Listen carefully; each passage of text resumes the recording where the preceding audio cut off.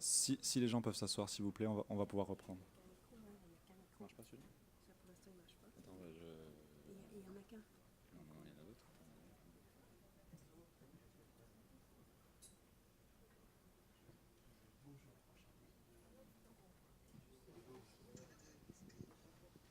Oui, oui, là il marche. Il marche, hein, là ça marche.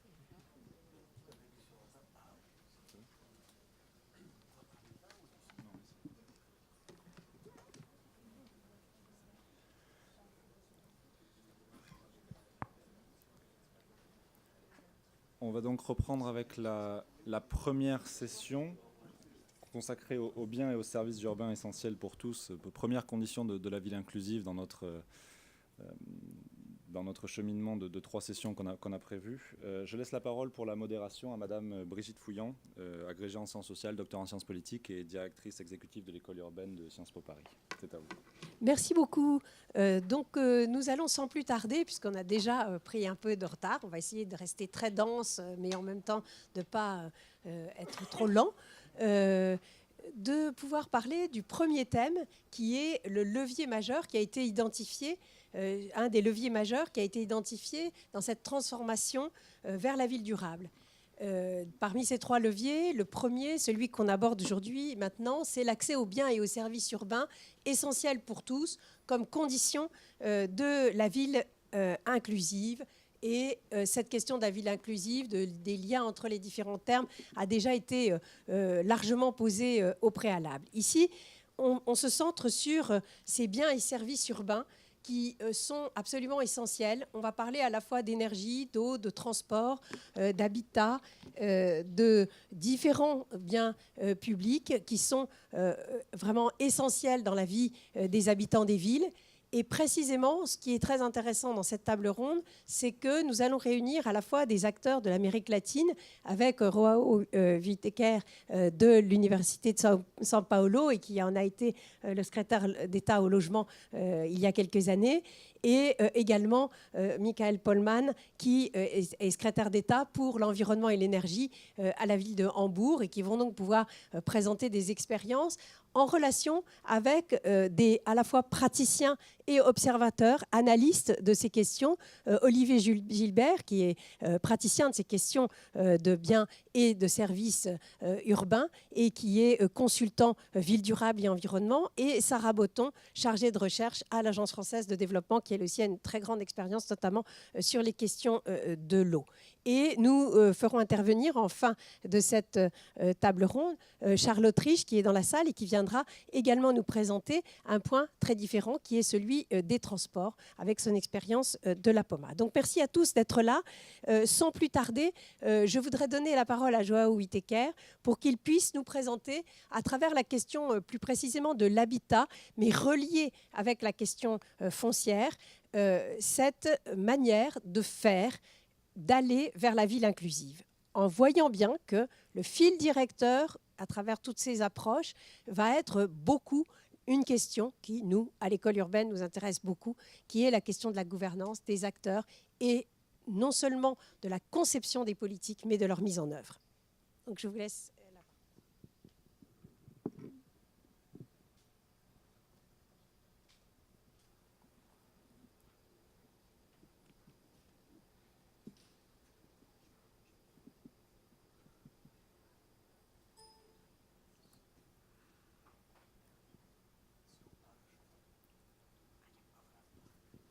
Alors, bonjour à tous et à toutes. C'est un plaisir d'être ici. Je remercie Catherine et tous les organisateurs, au nom de laquelle tous les organisateurs, pour cette invitation. Alors, je vais faire très vite parce qu'on a un temps réduit. Et je commence à vous proposer la teneur centrale de ma présentation, c'est que, comme il a été dit, je suis professeur universitaire, mais j'ai été pendant 1 an et quelques en 2016, secrétaire au logement de la ville de São Paulo. Et là, ce que je voudrais vous montrer, c'est peut-être quelque chose d'assez difficile à dire comme ça, c'est qu'on parle beaucoup d'affaires techniques, de propos techniques sur ces thèmes que l'on est en train de discuter ici.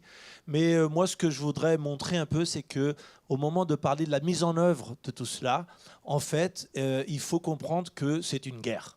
Et surtout quand on parle des circonstances et du scénario des pays en développement, c'est une guerre politique.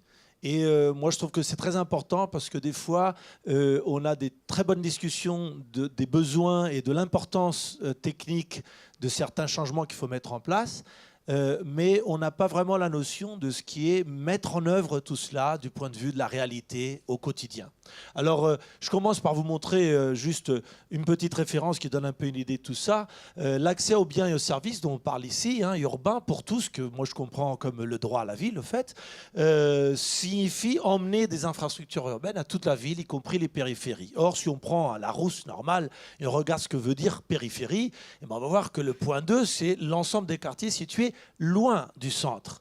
Et le point 3, c'est les pays sous-développés eux-mêmes qui sont la périphérie du système.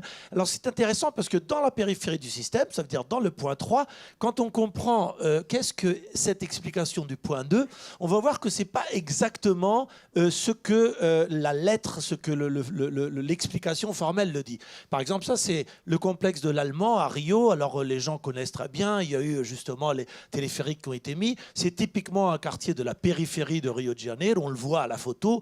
Personne n'oserait dire que cela n'est pas une périphérie. Alors que là, on a le quartier de la Barra da Tijuca. Alors par rapport à ça, on voit bien la différence. C'est un quartier, une nouvelle centralité de Rio.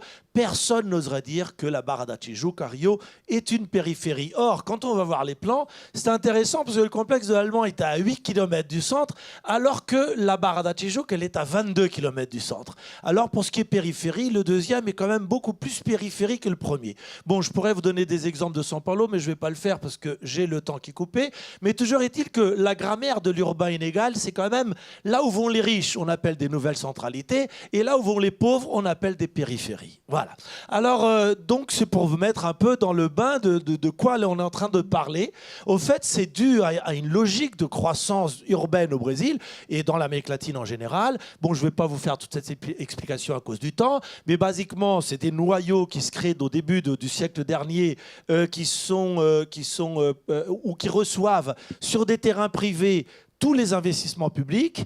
L'État n'a jamais, depuis le début, l'emprise sur le management du foncier. Ça veut dire que la croissance de la ville se donne selon la volonté des élites et du marché qui les accompagnent, qui décident donc des axes de croissance qui vont attirer tous les investissements publics en infrastructure, alors que le reste de la ville, il est occupé soit par une classe moyenne pauvre ouvrière qui, au fur et à mesure, commence à se consolider dans les années 90-2000 et devient une ville à moitié ville, ça veut dire avec certaines infrastructures mais pas suffisantes, alors que les plus pauvres, depuis le début, ils sont emmenés à être dans les périphéries, les vraies périphéries, ça veut dire très loin, là où il n'y a aucune infrastructure et là où il y a des conflits avec les régions environnementalement fragiles. Donc voilà, ça c'est une logique d'une croissance urbaine dans les sociétés d'élite, c'est ce que j'appelle moi, bon je pourrais vous expliquer théoriquement ce que ça veut dire, mais c'est pas le moment. Mais toujours est-il que je vais vous parler de São Paulo, une petite ville, elle a 12 millions d'habitants dans une région métropolitaine de 22 millions d'habitants. Elle a un budget de 15 milliards d'euros par an et un PNB qui est 4 fois celui de l'Uruguay tout entier. Alors donc, comment faire pour discuter des questions d'accès à l'infrastructure et du droit à la ville et des biens et services pour tous dans une ville de cette proportion? Voilà, pour que vous ayez une petite idée. Ça a l'air très grand, mais cette photo-là, elle ne fait que cette petite partie rouge que je vous montre. Donc ça vous donne un peu l'idée de ce que l'on est en train de parler. Et voilà, dans cette petite partie rouge est justement celle qui, pendant des décennies, a reçu tous les investissements en infrastructure urbaine, de mobilité, d'assainissement et tout ce que vous voulez, les services, etc. Alors vous voyez que c'est très concentré dans l'endroit de la ville où il y a le plus de monde, où il y a les gens les plus riches, pardon, et où la différence espérance de vie, elle est de 23 ans de plus que des gens qui habitent dans l'extrême périphérie est de la ville. Ça veut dire petite différence d'espérance de vie par rapport au fait si on est dans la ville durable, dans la ville soutenable, dans la ville qui a l'infrastructure, qui a les services et les biens publics, ou si on est dans la ville oubliée des périphéries. Voilà. Alors, tout ça, et on arrive même à être capable de manipuler la nature, puisqu'on a une différence différence de 4 degrés en moyenne par an entre cette partie de la ville et l'extrême est, à cause de l'arborisation et les lois d'arborisation. Et on a évidemment, justement, dans ce quartier qui a toutes les infrastructures, on n'a pas de pauvres et on n'a pas de noirs. Ça veut dire que c'est une population blanche et riche qui domine la production de la ville au Brésil. Et elle le domine très, très rationnellement, puisque les lois depuis 1970 au Brésil déterminent que là où c'est en jaune, c'est des endroits où on ne peut avoir que des lotissements, des lots de plus de 250 mètres carrés. Ça veut dire qu'on ne peut pas densifier, on ne peut pas promouvoir la démocratisation de l'accès à l'infrastructure urbaine qui est justement là, à cette place. Ça veut dire qu'au lieu d'avoir cette histoire moderne où la densification se donne au centre-ville et les bourgeois vont vivre dans les quartiers plutôt périphériques, là-bas, on a justement le contraire. Ça veut dire là où il y a le plus d'infrastructures et on devrait avoir quelque chose comme les villes européennes et Paris avec de la densification, avec beaucoup de gens qui habitent, et ben on a une réserve de quartiers très chics qui devraient être les quartiers des faubourgs et qui en fait de la périphérie, des quartiers plus lointains, et qui en fait s'accaparent de la ville équipée, de la ville des infrastructures. Alors voilà, c'est des villes dans toute l'Amérique latine de contraste urbain où on a des biens, des équipements, des places d'assainissement, etc. dans les quartiers centraux qui sont très privilégiés, et on ne voit pas trop la différence entre une ville comme São Paulo, une ville comme Paris, dans ces cas-là, mais c'est une ville qui a ses quartiers de périphérie. Alors quand on parle d'emmener l'infrastructure urbaine, eh ben, il s'agit de l'emmener là. Et là, je vous dis, c'est pas du tout facile. C'est des quartiers qui sont contrôlés par le crime organisé. C'est des quartiers où l'État doit négocier avec le crime organisé. C'est des quartiers où le crime organisé fait du black deal, du chantage avec les secrétaires au logement pour des bourses d'aide au logement, etc. Voilà donc les caractéristiques urbaines de la plus grande partie des grandes villes au Brésil. Et ça, ce n'est pas très bien dit. Alors, pour travailler sur ce sujet-là, il faudrait proposer 2 politiques simultanées. Elles seraient nécessaires. La première, emmener l'infrastructure dans les quartiers pauvres. Et la deuxième, emmener les pauvres vers le centre-ville, puisque dans le centre-ville au Brésil, en général, dans tous les villes, les centres-villes des villes brésiliennes, on a en tout 5 millions d'unités de logements vides pour un déficit général au Brésil de logements de 6 millions.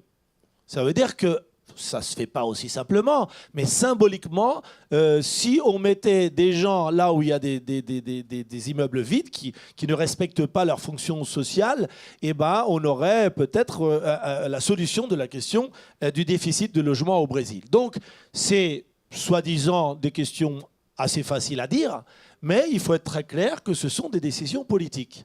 Et quand on parle de décisions politiques, eh ben on est en train de faire face à une société qui n'accepte pas ce changement qui techniquement est facile à être dit, à être expliqué. Alors je vous montre ici une couverture d'une revue très élitiste au Brésil qui explique la croissance urbaine en disant voilà, les quartiers du centre plus riches, ils sont encerclés par la périphérie. Et ils sont pressés, c'est marqué là, par une ceinture de pauvreté et criminalité. Parce que vous voyez que les pauvres et les criminels, pour eux, c'est un peu la même chose. Donc ça veut dire que la périphérie, ce n'est pas un endroit où il faut que j'emmène de l'infrastructure, ce n'est pas un endroit où il faut que je mette des biens et des services. La périphérie, c'est une menace à éliminer. Et en fait, ils l'éliminent, puisqu'au Brésil, il y a un véritable génocide de jeunes noirs entre 18 et 30 ans, entre 16 et 30 ans dans les périphéries urbaines. Ça veut dire qu'on a au Brésil un taux d'assassinat qui est quand même des plus élevés au monde, puisqu'il est de 30 par 1000. Mais alors que les homicides, en général, ils ont chuté, les homicides de jeunes noirs en périphérie augmentent. Et en 2016, on en a eu 23 000 qui ont été tués, la plus grande partie par la police, dans les périphéries des grandes villes au Brésil, ce qui est quand même 4 fois plus que les morts soldats américains à la guerre de Vietnam par an. Donc ça vous montre que quand on prend ce genre de réflexion, c'est clair. Quelle est la solution urbaine pour ça, que cette revue est en train de nous vendre? La solution, c'est peut-être d'en éliminer. Parce qu'ils nous encerclent, parce qu'ils sont trop nombreux. Parce qu'en vrai, c'est dit là. En plus, ils croissent, comme on dit, ils grandissent, ils augmentent plus de 6 fois plus que la région centrale de classe moyenne. Ça veut dire, en plus, ils se multiplient. Donc, peut-être qu'il faut les tuer. Donc voilà, c'est ça. D'accord? Alors, quand on essaye de faire des choses qui paraissent simples, on reçoit tout de suite une très forte réaction qui est une réaction politique. Par exemple, si on décide de mettre des couloirs de bus, comme Alejandro Arevalo nous disait, qui sont très importants, eh ben, c'est très bien. Nous, on en a mis, quand on est à la mairie, on en a mis plus de 450 km, 506 km. Eh ben, la réaction a été de faire ça, la réaction a été de celle-ci, immédiatement. Ça veut dire de dire, voilà, pourquoi Fernando Haddad a cru que cela allait marcher, pourquoi l'idée n'a pas marché, c'est marqué là. Alors qu'ils sont tellement débiles dans leur truc que quand ils montrent ce truc-là, ils ne se rendent pas compte qu'ils sont en train de montrer une photo où ça a marché. Parce que justement, le type qui est dans le bus, là, il n'est plus là, il est déjà chez lui. Il est passé, il n'est pas là, le bus. C'est cette photo, pour quelqu'un qui est spécialiste dans la question, il va dire, ben non, la photo, elle montre que ça marche. Et ça marche très bien. Ça ne marche pas pour ceux qui ont la voiture. Mais l'idée, c'est justement de créer une alternative pour la voiture. Donc vous voyez comme les discours politiques sont très complexes parce qu'ils font une inversion de ces valeurs. Et c'est sur ce terrain de jeu qu'il faut que l'on travaille les possibilités d'apporter des changements qui des fois sont très importants. Par exemple, on a mis des lumières de LED dans les périphéries lointaines de la ville de São Paulo en croyant qu'on faisait juste une politique d'énergétique qui pouvait augmenter la luminosité et économiser en énergie. Et on s'en rendit compte qu'on a fait une politique pour les femmes et de sécurité publique. Parce que dans les périphéries de São Paulo, il faut 2 à 3 heures pour aller au travail. Donc les femmes, elles sortent à 4 heures du matin, reviennent à 11 heures. Il fait noir aussi bien le matin que le soir. Et avant qu'on arrive et qu'on mette ça, elles sont venues nous dire, nous, avant, on devait se regrouper et aller ensemble au bus, à l'arrêt de bus, parce que sinon on pouvait se faire attaquer. Et depuis que vous avez mis ça, eh ben, on peut y aller à l'heure qu'on veut et on a gagné 1 heure de sommeil par jour. Ce qui est quand même important pour la qualité de la vie. Et donc là, on voit que des choses qui sont petites, qui sont des fois pas très importantes, eh ben, elles font quand même beaucoup de changements. Alors, il faut dire aussi que ces périphéries sont maintenues comme réserves foncières. Alors, moi, j'allais expliquer un peu mieux, mais c'est pas grave. Mais juste pour dire qu'on est là à faire des discours officiels, à dire que ça, c'est terrible, on ne peut jamais laisser les gens là. C'est des réserves naturelles d'eau, etc., etc. Mais quand on va voir, pour les nouvelles industries qui arrivent et qui s'installent, eh ben, du jour au lendemain, là où c'était très précaire, eh ben, on voit que c'est devenu régulier, le foncier a été régularisé, ils paient des impôts, tout est très bien. Ça veut dire que c'était de l'inacceptable tant que c'était les pauvres qui habitaient. Tant que c'est quelque chose qui, soi-disant, fait marcher l'économie, etc., ça devient acceptable et ça devient régulier. Voilà. Alors, est-ce qu'il est possible de changer? Donc, je vais finir. Je vais vous dire, il faut avoir de la force politique pour développer des politiques. Voilà. Ce n'est pas exactement le même sens de politique dans l'un ou deux, dans la même phrase. Il faut pouvoir faire des investissements dans toute la ville. Il faut créer des politiques de citoyenneté, de reprise de la ville. Mais le problème au Brésil, et il faut accepter que les pauvres aient accès à la ville. Ça veut dire le problème au Brésil, parce que sinon on fait ça. On envoie les pauvres toujours plus loin et on continue à reproduire cette logique d'urbanisation où les pauvres sont envoyés toujours plus loin, ce qui est le contraire de ce que l'on est en train de discuter ici, de rationalisation des infrastructures urbaines. Alors, le problème, c'est que les politiques urbaines, elles demandent 20 ans à être mises en place et le calendrier électoral, lui, il n'a que 4 ans. Donc, on met en place des choses et si on perd les élections, bah, c'est bien dommage. Nous, on a mis en place, par exemple, un secrétariat d'État à l'égalité raciale. On a mis un secrétariat d'État aux politiques pour les femmes, on a mis un secrétariat d'État pour les politiques transgénères, et ben ils ont tous été démontés dès que le nouveau maire est arrivé. Ça veut dire que c'est très difficile parce qu'on fait des politiques qui sont des politiques qui avancent, mais ensuite reculent. Ça veut dire qu'elles avancent 4 ans, mais ensuite elles reculent 8 ans ou même plus d'un simple coup de stylo. Alors voilà, pour finir, moi je vous montre que c'est possible de faire des choses. Nous on a mis en place un plan qui d'ailleurs est en train d'être démonté aussi, mais qui a gagné un prix de l'UN Habitat, qui était un schéma directeur qui proposait d'avoir de l'argent retiré de ce qu'on demande en plus pour construire au-dessus d'un coefficient basique 1 dans toute la ville, tout ce qui est au-dessus, on paye. Et ce paiement va à un fonds urbain. Et de ce fonds urbain, on a réservé obligatoirement 30% pour du transport, pour la mobilité urbaine, et 30% pour faire des expropriations de terrains bien placés pour faire du logement. Et ce qui m'a permis à moi d'avoir 600 millions de reais, ce qui fait à peu près 150 millions d'euros, pour pouvoir faire des expropriations dans des endroits de la ville où les riches ne voulaient pas trop qu'il y ait des pauvres qui y habitent. Mais en faisant de la participation intense, en faisant des projets qui sont structurels. Alors par exemple, je vous montre juste celui-ci, alors en mettant des équipements de santé, éducation, justement là où c'est l'inverse de ce que je vous ai montré avant, là où il y a la pauvreté, et surtout en proposant une situation structurelle où on fait des couloirs structurants avec des bus express, le long desquels on permet une densification de coefficient 4 sans rien payer si la personne elle est dans du logement social, ou en payant mais en ayant une limitation de 100 mètres carrés par appartement, ce qui pour le Brésil est assez limité pour les classes moyennes, et en ayant juste un garage, parce qu'à São Paulo il y a des bâtiments riches qui ont 12 garages, parce que comme on a des trucs une fois par semaine, on ne peut pas utiliser la voiture et tout, bon, on en achète une autre pour pouvoir voilà, éviter ce petit problème.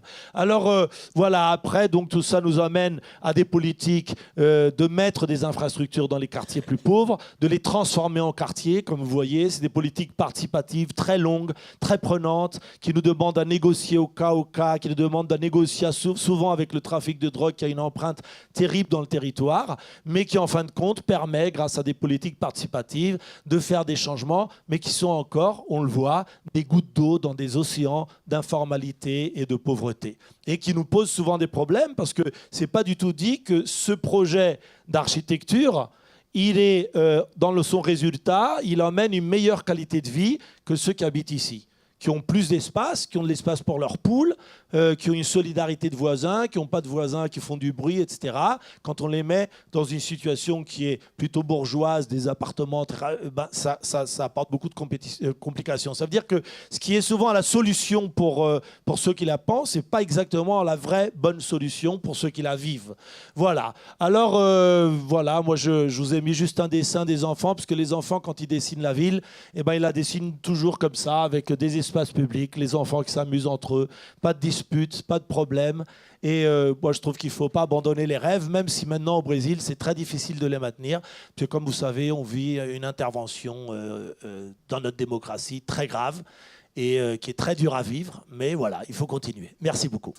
Merci beaucoup de cette intervention qui... à la fois nous a mis tout de suite au cœur du sujet de la ville inclusive, et avec justement cette question du politique, et vous avez terminé sur la participation. C'est pour ça que je voudrais m'adresser à Olivier Gilbert, dont je pense que c'est également un souci important. Vous êtes consultant en ville durable et inclusive, et vous avez travaillé de nombreuses années dans les services d'eau, de propreté, d'énergie, et dans beaucoup de pays, aussi bien au Maroc qu'en Asie et qu'en Amérique latine. Donc je vais vous demander votre point de vue, votre point d'entrée, dont je crois que la participation est un des éléments essentiels. Merci. Oui, donc Olivier Gilbert, effectivement, pourquoi j'ai la prétention d'intervenir et de vous dire ce que je vais vous dire, c'est qu'effectivement, j'ai été très longtemps praticien, pendant 20 ans, c'est-à-dire j'ai été directeur du service des égouts du Conseil général des Hauts-de-Seine, par exemple, donc aussi bien en France que le directeur de l'assainissement au Maroc pour Veolia. Et puis après, j'étais sur l'accès aux services. En fait, je suis tombé dans dans la marmite du social lorsque je me suis occupé de ce qui était l'accès aux services au Maroc dans le cadre d'une initiative nationale de développement humain qu'avait lancée Mohamed VI après des attentats pour l'eau, l'assainissement, l'électricité.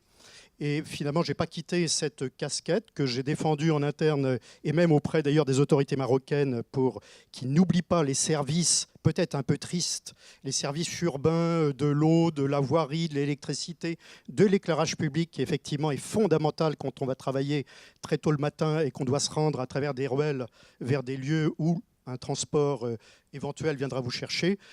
Mais d'ailleurs, lesquels services, les services essentiels, finalement, ils évoluent aussi. Hein. Aujourd'hui, on pense aux services techniques, en gros, urbains, mais il y a aussi des choses comme le numérique, comme la bancarisation, comme les assurances, qui sont aussi, finalement, très rapidement de vrais sujets.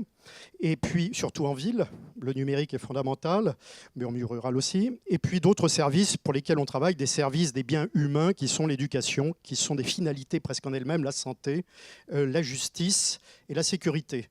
Donc je suis tombé dans cette marmite et après je suis devenu le délégué aux innovations sociales de Veolia. Et ce que j'ai fait en interne en tant qu'intrapreneur social, excusez-moi, ça jargonne beaucoup, je le fais maintenant en extrapreneur social, c'est-à-dire je travaille pour des entreprises qui sont par exemple EDF, qui sont, mais aussi des collectivités. Et je travaille beaucoup en Île-de-France et notamment dans les banlieues autour de Paris, notamment Seine-Saint-Denis, puisque je fais partie aussi d'un démonstrateur industriel de ville durable. Nous travaillons pour Pleine Commune. C'est l'État qui avait lancé ça, c'est-à-dire que c'est le savoir-faire français des grandes entreprises et des toutes petites, je suis seul dans mon entreprise, qui doivent contribuer ensemble dans un modèle public-privé à présenter des projets de ville durable. Ça dure 5 ans. On présente sous la houlette de l'État et de l'autorité locale différents projets, aussi bien urbanistiques, architecturaux, concernant la santé, concernant la banque. Et ceux-ci sont, ou pas, validés par l'autorité. Et à ce moment-là, on doit les mettre en œuvre. Donc voilà, c'est tout ça qui fait que je vais droit à l'essentiel. C'est-à-dire que j'ai effectivement été directeur de l'eau, notamment donc dans les pays développés et en développement. Le caractère accès aux services essentiels de l'eau et de l'assainissement est évident. Alors, je ne vais pas revenir là-dessus parce qu'on est à l'AFD. Ça fait l'objet de beaucoup de conférences, de débats, de livres, de think tanks. L'accès à l'eau, effectivement, est un avantage pour le développement humain. Il est aussi facteur et synonyme d'accès à l'égalité des chances. C'est l'accès à l'éducation qui est favorisé à travers cela. C'est un certain nombre d'autres points, à la santé. Et on a fait une évaluation d'ailleurs avec Esther Duflo, le GIPAL, sur ces aspects-là au Maroc, qui ont montré tout l'intérêt, effectivement, de l'accès à l'eau et à l'assainissement pour les populations qui ne sont pas raccordées. Mais comment faire, effectivement, pour aller plus loin? Première question. Et deuxième question que je pose avant l'autre, c'est quelle est la différence entre les pays développés et les pays en développement? Bien, en fait, moi, je ne suis pas un scientifique et je remarque que finalement, les problématiques, elles se posent dans les deux pays. Travaillant en Seine-Saint-Denis ou alors parfois dans le milieu rural en France, il y a désertification des médecins. Il y a un non-accès à la plupart des services urbains disponibles physiquement, mais qu'on ne comprend pas quand on ne maîtrise pas le français, ce qui est un des gros sujets dans les périphéries des grandes villes françaises. Il y a effectivement un non-accès au droit pour les gens qui n'ont pas de domicile fixe, voire pas de papier. Donc les sujets, ils se posent de façon extrêmement cruciale dans les pays dits développés. Émergents peut-être par certains côtés, mais je veux dire, les problématiques sont là. En revanche, les priorités ne sont pas forcément les mêmes. L'accès à l'eau physique est en général réalisé. En revanche, l'accessibilité à la totalité du service, et notamment aux aides qui vous permettent de vous aider à payer les factures, à la bonne tarification, ça, ce sont des choses, effectivement, sur lesquelles il y a encore beaucoup de choses à faire dans les pays développés. Et puis, le monde de la Terre tourne. Des problématiques anciennes ou de pays dits en développement reviennent avec les migrations qui laissent dans un désarroi énorme les autorités françaises et les populations. Eh bien, il se repose de façon extrêmement concrète l'accès à l'eau, l'accès à l'énergie, l'accès aux droits et auxquels les services publics doivent, sous l'autorité des autorités organisatrices, répondre. L'accès physique à l'eau se repose effectivement pour les camps de réfugiés du côté de la porte de la Chapelle. Voilà donc des exemples qui montrent qu'il y a de nouveaux bidonvilles aussi dans les pays développés. Et souvent d'ailleurs, dans une innovation à l'envers, qui pourtant est tout à fait, n'est pas du tout un mot qui convient. Je veux dire, c'est des solutions du Sud qui sont là utiles dans le Nord, qui n'est plus du tout à même ni formé pour répondre à ces problématiques. Je parlais notamment d'immigrants. Alors, Le fait est que, pour moi, il y a deux choses qui sont extrêmement importantes pour rendre inclusive la ville durable, si elle veut être durable, et notamment pour favoriser l'accès et l'accessibilité de tous aux services publics. La première chose, c'est l'innovation tous azimuts. L'innovation à la fois du point de vue financier, effectivement, pour monter les montages avec les partenaires parfois hybrides. On parle de crowdfunding. Donc, les montages financiers qui, effectivement, permettront de faire en sorte que l'on puisse trouver les moyens de travailler pour les plus fragiles. On est à l'AFD, il existe beaucoup d'innovations financières dans le domaine de l'eau. La deuxième chose, c'est l'innovation marketing. Alors, je fais exprès de poser le sujet avec un langage d'entreprise. C'est l'innovation finalement en termes de relations entre les gens qui ont besoin, les usagers du service, et les opérateurs qui offrent le service ou mettent à disposition.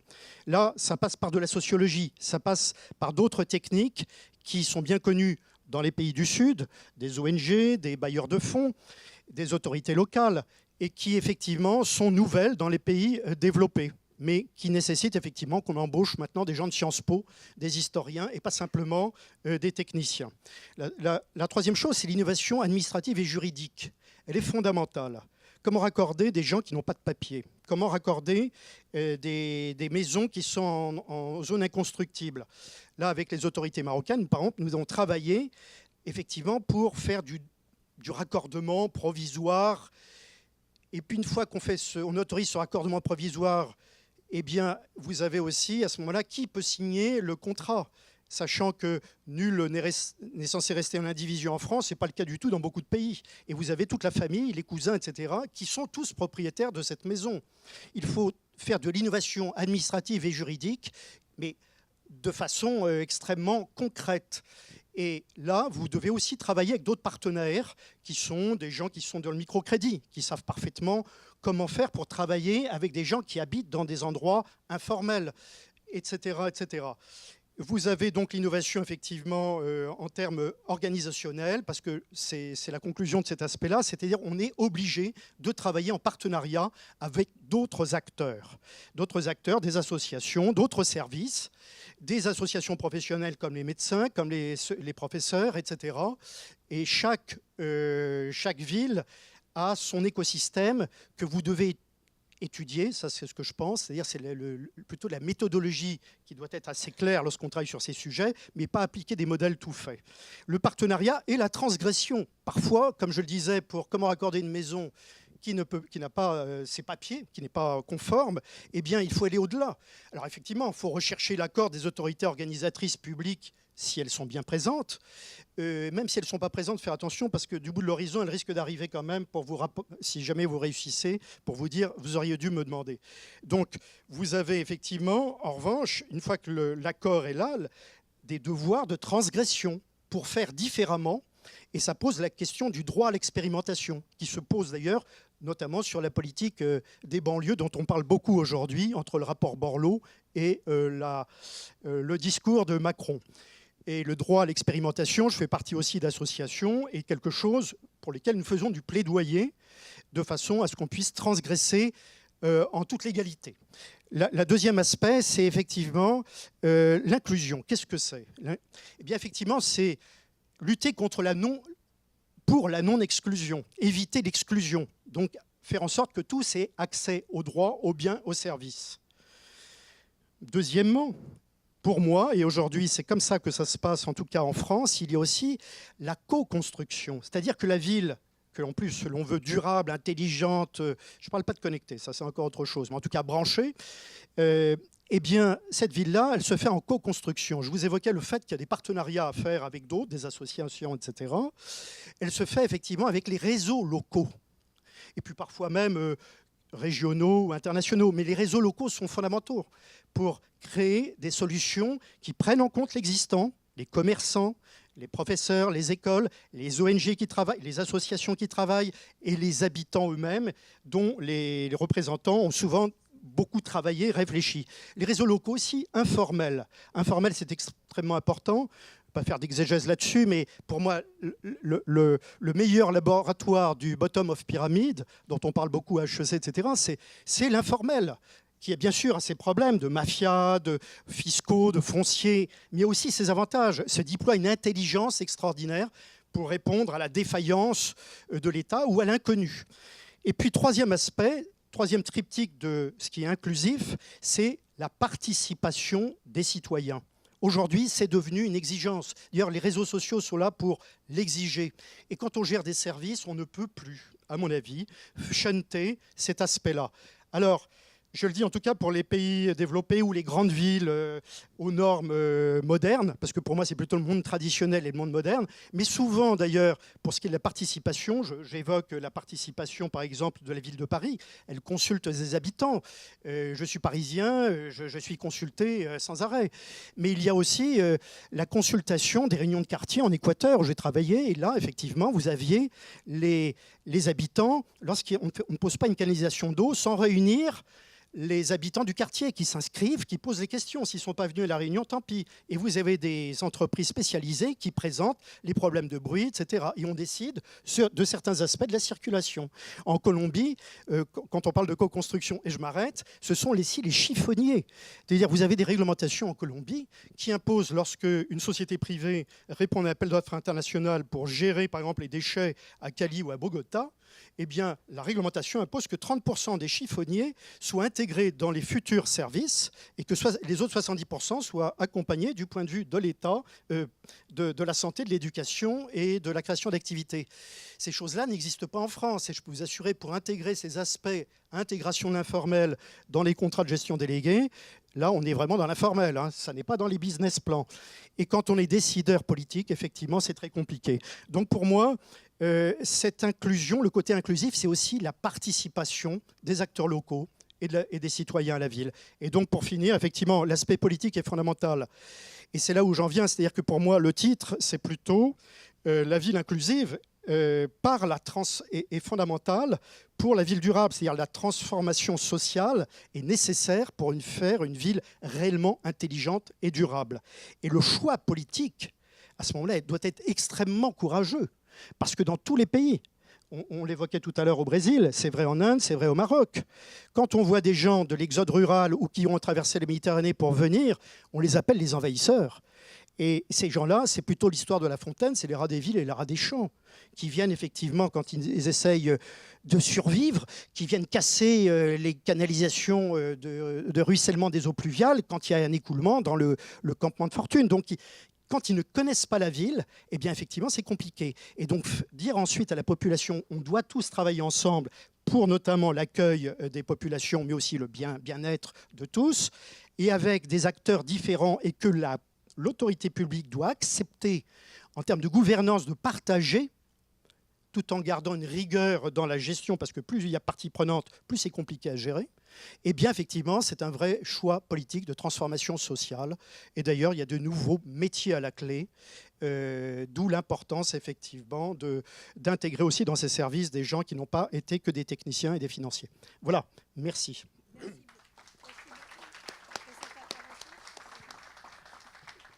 Ça marche? Oui, vous m'entendez. Merci beaucoup de cette intervention très riche qui nous permet d'ouvrir encore plus la boîte noire de cette réponse à une question qui était déjà complexe et que vous avez presque encore complexifié en montrant que peut-être que les différences entre les pays d'Europe et les pays d'Amérique latine ne sont pas toujours exactement définies comme on le croit, et en ouvrant des perspectives, des voies, des méthodes qui pourraient être intéressantes et permettre d'aller plus vers cette inclusion sociale comme élément de la ville durable, comme élément de transformation vers la ville durable. Alors justement, j'ai à côté de moi Michael Pollmann, qui est secrétaire d'État pour l'environnement et l'énergie de la ville-État de Hambourg, ce qui est quand même là, pour le coup, carrément une grande ville et une grande ville d'Europe. Et donc, je voudrais que vous puissiez, tout en présentant ce que vous avez prévu, c'est-à-dire l'accès aux services de base urbains, eau, énergie, déchets, etc. Comment vous l'organisez pour la ville d'Hambourg, que vous puissiez aussi un peu, pas répondre, mais faire l'écho à ce qui a été précédemment présenté et donné comme élément nouveau. Merci beaucoup en tout cas. Vous parlez en espagnol. Oui, merci beaucoup d'abord pour l'invitation pour participer dans cet événement tellement intéressant. Je préférerais continuer en espagnol car j'ai eu l'opportunité de vivre 11 ans entre 2004 et 2015 en Amérique latine, d'abord au Pérou et après au Mexique. Et pour moi, alors, le castellano es un poco más fácil. Entonces, si me permiten, voy a continuar en español. Yo creo que es muy interesante ver experiencias de ciudades, en este caso sobre todo en América Latina y ciudades europeas. Obviamente es un poco vergonzoso para mí hablar de problemas y modelos de gestión de una ciudad como Hamburgo, que aunque es la segunda ciudad en Alemania y por cierto también tiene su nivel de conflictividad y problemas, la situación es obviamente muy diferente de la situación como por ejemplo la presenta Joao de Sao Paulo, de Río de Janeiro, o de como lo he conocido la realidad de una ciudad como Lima o del Distrito Federal en México. Sin embargo, lo que me parece interesante es ver las similitudes en los mecanismos. Y ahí ver cómo se organizan posibles respuestas. Hamburgo tiene 1.8 millones de habitantes. Ahora me ha llamado la atención hablando de presupuesto. Yo creo que tú has mencionado, Joao, que el presupuesto de Sao Paulo para 12 millones de habitantes en el núcleo de la ciudad es 15 millones de euros. Para Hamburgo, que tiene 1.8, entonces es 8 veces más pequeño, tiene 12 mil millones de euros de presupuesto. Ahí se ve ya una diferencia bastante abismal. Y si yo me acuerdo del presupuesto de una ciudad de 10 millones de habitantes como Lima, el abismo es aún mucho más grande. Hamburgo es una ciudad en crecimiento de población.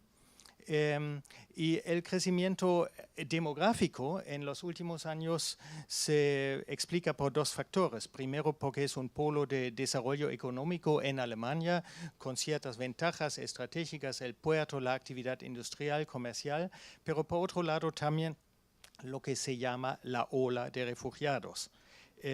Ahora la ola de refugiados ya implica una cierta tendencia a clasificación, como es la cintura de pobreza, una ola se percibe como una amenaza, ¿no? Y bueno, en Hamburgo en el año 2015, cuando yo entré de nuevo como subsecretario para Medio Ambiente, teníamos realmente en promedio la llegada de hasta 500 personas de Siria, de Afganistán por día y no sabíamos cómo alojarlos. Pero si comparamos este desafío con el desafío que al mismo tiempo tenían ciudades en Turquía, en Jordania, era mucho más grande que en una ciudad como Alemania. Sin embargo, uno ve que en Hamburgo o en Alemania en general, y yo creo que lo mismo pasa en Francia, en Inglaterra, en fin, en toda la Unión Europea, es que primero, mirando los problemas de una guerra atroz en Siria, se desarrolló lo que para mí era una grata sorpresa, lo que llamamos una cultura de bienvenida para los refugiados, y luego, cuando se ve que eso produce ciertos conflictos y tensiones sociales, ahora más bien hay el riesgo de la cultura de bienvenida se convierte en una respuesta política muy hostil y muy xenófoba. Nosotros lo sabemos de todos nuestros países, como también se han cambiado los sistemas partidarios. Ahora, por ejemplo, hablando del sistema o de la necesidad de construir vivienda, aunque ahí teníamos un desafío enorme de construir vivienda, en realidad si analizamos cómo se ha desarrollado la demanda de vivienda en Hamburgo, la escasez de vivienda es un tema más de distribución acorde con el poder adquisitivo de los ciudadanos, porque en general en una ciudad como Hamburgo en los años 60 el consumo per cápita de vivienda de metros cuadrados era alrededor de 15 y hoy día el consumo promedio per cápita es casi 40. entonces se ha triplicado. Pero eso obviamente no se ha distribuido de manera igualitaria, pero más bien las clases acomodadas, las clases medias, las clases altas, ahora ocupan mansiones, departamentos donde en otra época vivían mucho más gente. Entonces, los que quedan relegados van a la periferia, tienen pequeños departamentos y ahí encima viene ahora el desafío de construir departamentos para los refugiados. Eso obviamente produce una tensión social donde el origen es la poca capacidad de los gobiernos locales, o en este caso también somos un gobierno de Estado, pero sin embargo la poca capacidad de realmente incidir en la distribución de pobreza o de riqueza que luego tiene como consecuencia que el espacio privado se consume según lo que puedo darme el lujo de alquilar o de comprar. Entonces, ahí con esta distribución poco igualitaria se produce un conflicto donde por otro lado interviene la variable ambiental.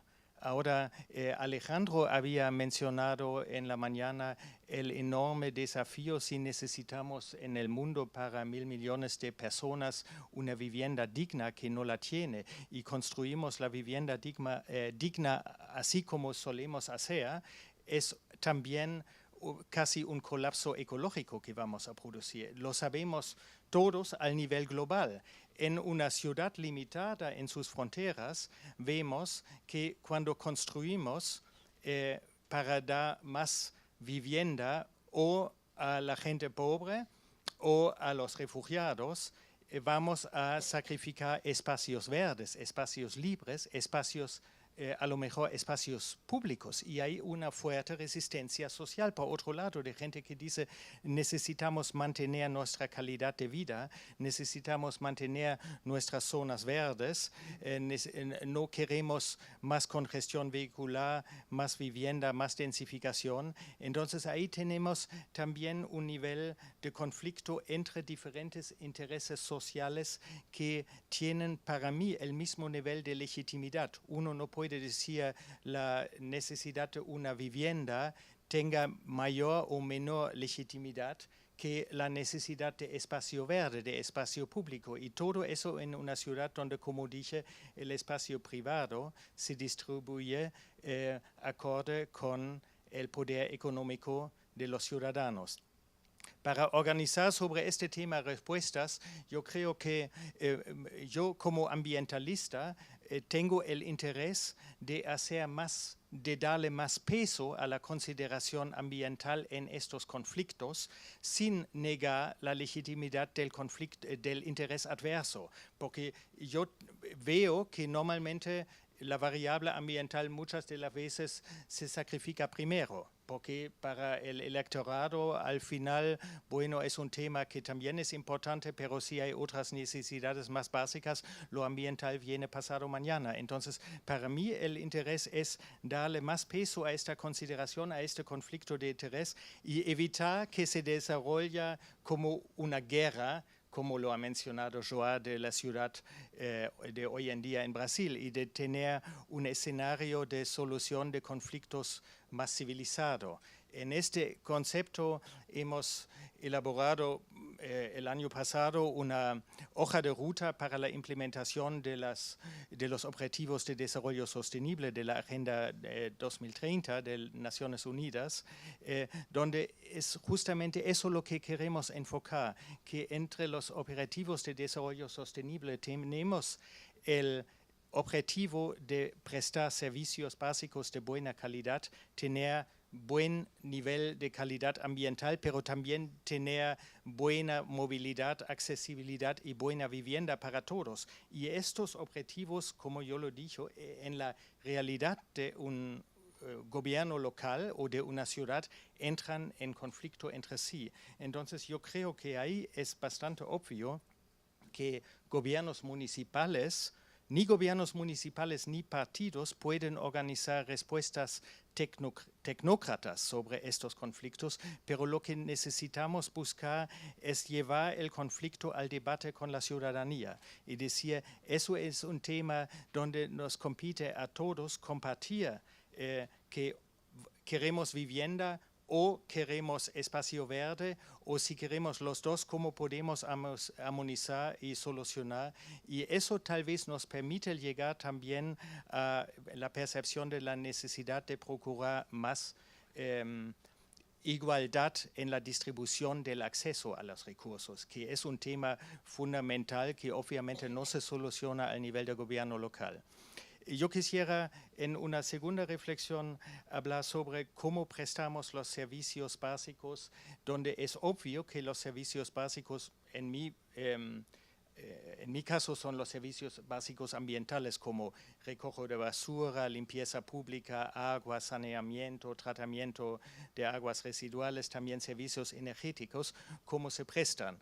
En Alemania, como en toda Europa, hemos visto en los años, a partir de los años 80, me parece, una ola de privatizaciones, de concesiones a privados, con muchas promesas de que eso va a garantizar más eficiencia y menos corrupción, más servicios de mejor calidad a precios baratos, y obviamente estas expectativas que eran un poco también promovidas por cierta ideología del liberalismo, no se han cumplido, y vemos en las ciudades en Alemania, en mi caso en Hamburgo, una tendencia donde la ciudadanía reclama la remunicipalización.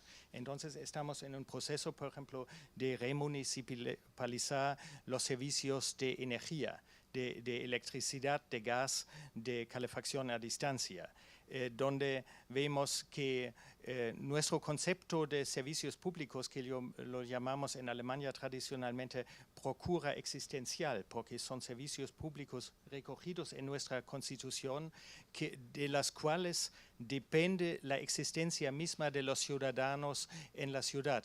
Entonces, en ese concepto, ahora que estamos en un proceso de remunicipalización y de fortalecimiento del servicio público, estamos muy conscientes de que no podemos regresar a un modelo donde el servicio público estaba anclado en la administración municipal, porque ahí se veía así despilfarro de dinero, va y venes coyunturales, la elección perdida, cambia la administración, cambia todo el equipo de la administración de residuos, la calidad del servicio deficiente. Entonces ahí para nosotros es muy importante está en un proceso de implementación de empresas públicas consolidadas con transparencia en la rendición de costos, en la relación de costos-beneficios, alejadas del presupuesto público y con sus propios mecanismos de gestión empresarial con responsabilidad hacia el público y hacia el sector político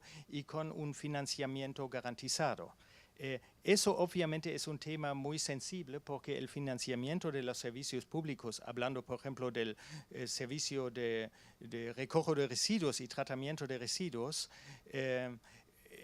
incide obviamente también en la economía de los hogares, o si pagan impuestos o si pagan tasas. Nosotros hemos llegado a la conclusión que pagando impuestos, el servicio del ambiental, estos servicios ambientales van a quedar precarios y siempre van a ahí organizarse los primeros recortes presupuestales, se va a dedicar menos de lo necesario para el mantenimiento de la infraestructura, de las plantas de tratamiento, de los camiones de recojo de basura, en fin, todos problemas que yo he visto en la realidad de América Latina, pero existían en Alemania de hace 20 años también.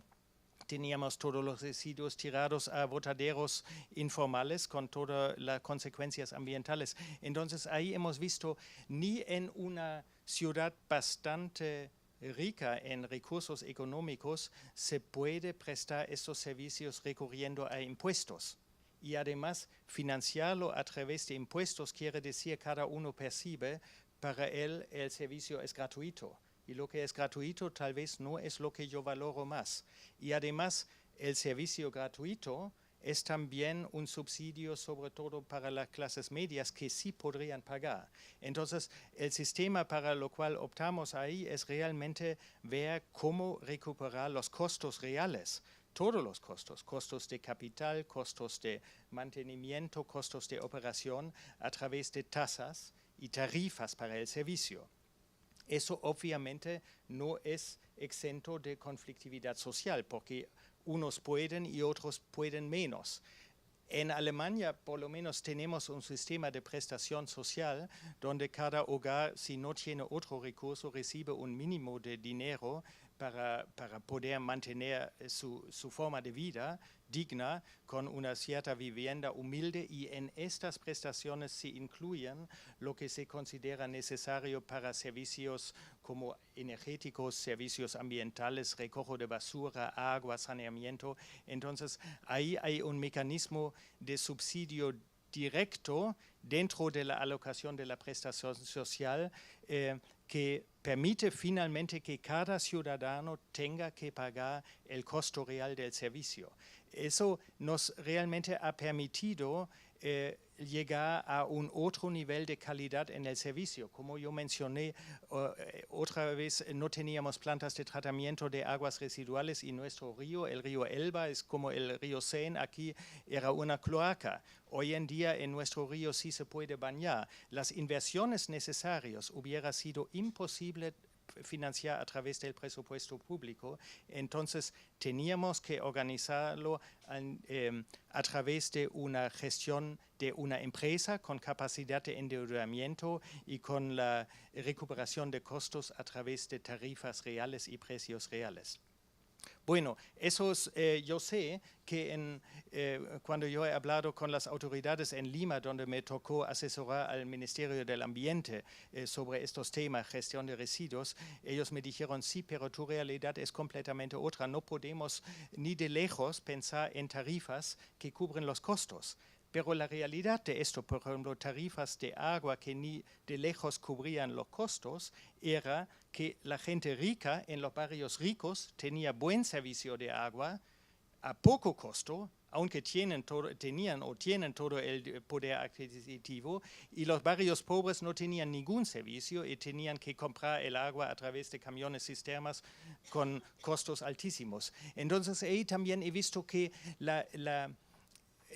ese argumento de que el nivel social de la gente no permite organizar sistemas de recuperación de costos a través de tarifas y tasas era básicamente un argumento para proteger las cuentas privadas de las clases medias, diciendo lo hacemos para la clase pobre porque la clase pobre no permite, pero realmente eso era para tener entonces pocas demandas de dinero de contribución a las clases medias. Entonces yo he visto que ahí pobreza resulta sumamente caro y los hogares pobres, nadie realmente los ha preguntado si pueden o quieren pagar si se les ofrece un buen servicio de calidad.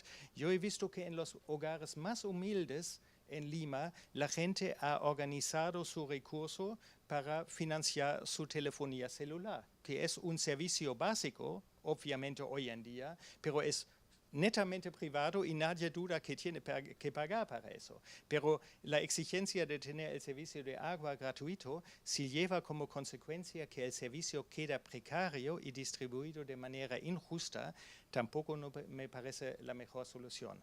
En ese sentido, yo quisiera terminar y decir, hay bastantes cosas donde, aunque la realidad de las ciudades entre los países así llamados desarrollados y otros así llamados en vías de desarrollo, es bastante diferente los mecanismos que mueven la sociedad y el riesgo de perder, de no tener, en el caso de América Latina, o de perder, en el caso de Europa, un tejido de cohesión social entre clase baja y clase media que permite solidaridad entre las clases. Este riesgo nos afecta a ambos lados y ahí tenemos, me parece, que organizar los mecanismos de discurso para llevar esta problemática a la ciudadanía y no considerarla como un asunto que los políticos o los tecnócratas tienen que solucionar. Muchas gracias. Merci beaucoup de cette intervention qui nous permet d'aller vraiment beaucoup plus loin sur la mise en œuvre et le fait qu'atteindre des objectifs, c'est aussi de rentrer dans des mécanismes qui sont des mécanismes financiers, qui sont des mécanismes vraiment complexes et très précis, qui allient justement ce technique et ce politique. Alors peut-être, je vais me retourner maintenant vers Sarah Botton, qui est chargée de recherche à l'Agence française de développement, qui est spécialiste justement des questions de services urbains, notamment de l'eau, sur lesquelles vous avez beaucoup travaillé en Argentine, en Bolivie, mais aussi au Maroc. Et vous avez beaucoup travaillé sur l'angle d'entrée par les acteurs. Et donc, je voudrais donc avoir un peu votre sentiment, en fait, à partir de ces 3 interventions, mais aussi votre propre rapport, parce que je crois que vous avez aussi une entrée par la forme urbaine et ce lien avec les acteurs qui va compléter les propos. Merci beaucoup. Merci beaucoup. Bonjour à tous, je suis ravie de participer à ce panel. Et ce que je vais dire, je pense, va faire écho à ce que certains de mes voisins ont déjà présenté, ce qui prouve que ce sont des sujets importants et partagés. Donc, je travaille à l'Agence française de développement au sein de la direction de la recherche et on mène des travaux de recherche sur divers sujets dans divers pays, mais notamment un programme sur les services d'eau en Bolivie, qui se compose de plusieurs projets de recherche et qui concernent plusieurs villes, La Paz, El Alto, Santa Cruz, Cochabamba. Donc ma présentation sera plutôt axée sur la question des services d'eau et d'assainissement, mais je pense que ça pourra faire écho aussi aux problématiques des autres services. Je souhaitais évoquer 2 points. D'une part, parler des questions, revenir un peu sur la notion d'inégalité d'accès et essayer d'entrer un peu dans la complexité, parce qu'on a beaucoup parlé de l'accès aux services, mais il y a plusieurs accès au pluriel aux services, et ça pose différentes questions aux opérateurs et aux autorités pour répondre à ces enjeux différenciés d'accès aux services. Et dans un deuxième temps, je voulais faire un peu un petit rappel sur le lien, enfin pas un rappel, mais une réflexion sur le lien entre les politiques de services et les formes urbaines, parce que les uns interagissent sur les autres, dans les 2 sens. Donc sur le premier point, quand on parle en fait d'accès aux services, en creux, on parle de ce qui pose problème, c'est-à-dire les inégalités d'accès face aux services essentiels.